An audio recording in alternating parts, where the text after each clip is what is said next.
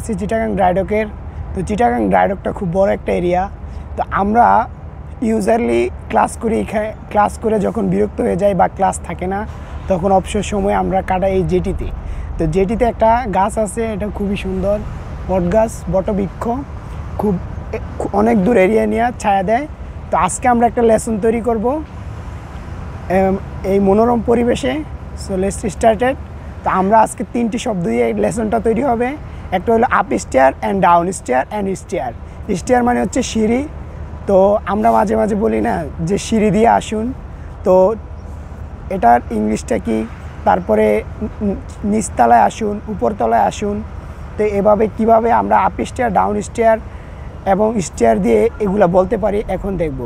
তো যখন কেউ বলবে আপনাকে যে সিঁড়ি দিয়ে আসুন, এটার ইংলিশটা হবে টেক দ্য স্টেয়ার।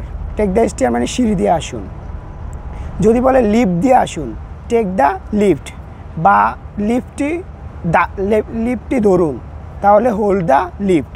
তাহলে আমরা যদি এখন যদি বলি যে নিচতলা, যদি বলি উপরের তলায় আসুন, তাহলে কিভাবে আমরা ইংলিশটা বলতে পারি যে কাম আপ স্টেয়ার। আর যদি বলি নিচতলায় আসুন, কাম ডাউন স্টেয়ার।